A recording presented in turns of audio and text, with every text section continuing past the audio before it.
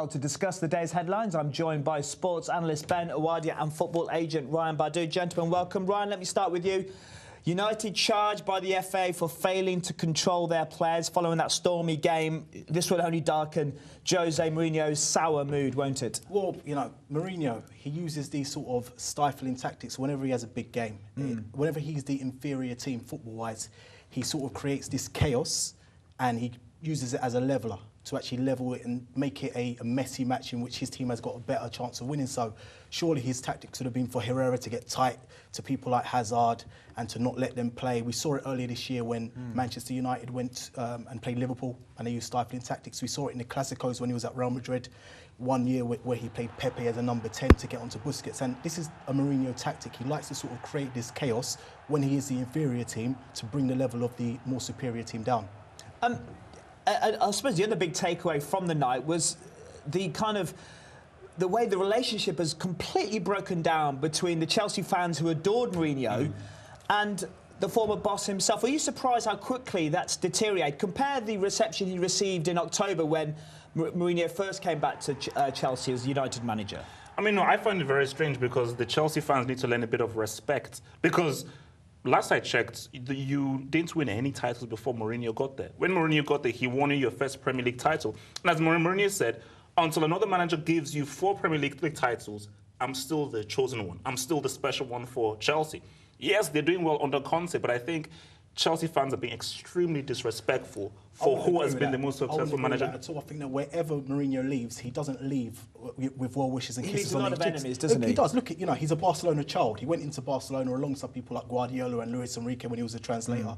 And when he's gone back there, he's the arch enemy when he's gone to Real Madrid. Is that his fault? He's poked Tito Villanova in the eye. The first time he left Chelsea, he didn't leave with kisses from Abramovich. He left in a cloud of controversy. When he left Inter Milan, it wasn't with the well wishes. He's a manager that... And he won the treble. Did he win the treble? He always wins. He always wins. Thank you. That's what matters. But within the first 3 years, Mourinho will galvanise the team. But we see that the players revolted at Chelsea last year.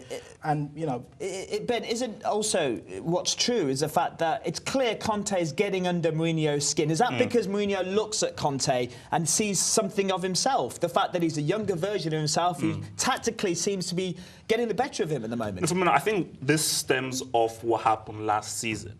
Because Mourinho said when he was talking about Ranieri, he was talking about how Ranieri got sacked unfairly. And Mourinho still feels that he got sacked unfairly. But he lost the dressing room. The players revolted.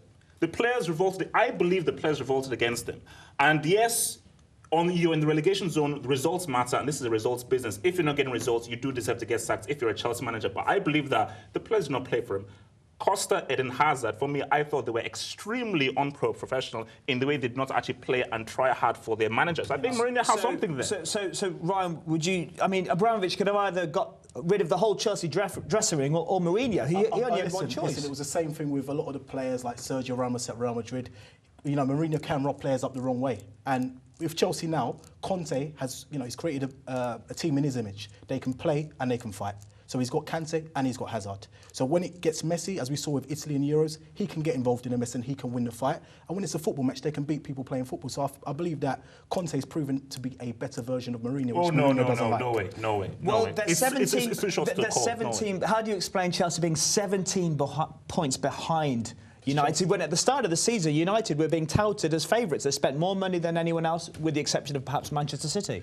Because you look at the managers who have come after Alex Ferguson, United have a deep problem because when really not really appreciating the kind of work that Ferguson did for Man United. The Man United setup is not the same as the Chelsea setup. The kind of players that Chelsea have are the kind of players that United have. So Mourinho knows that this is going to be a 3-4 year project because he brought in Van Gaal and it wasn't an issue. Let's move on to Wednesday's Champions League games. Man City against Monaco after that 5-3 thrill in the first leg. Do we expect more goals in France? Absolutely. Man City are a team that are going to try and defend with the ball.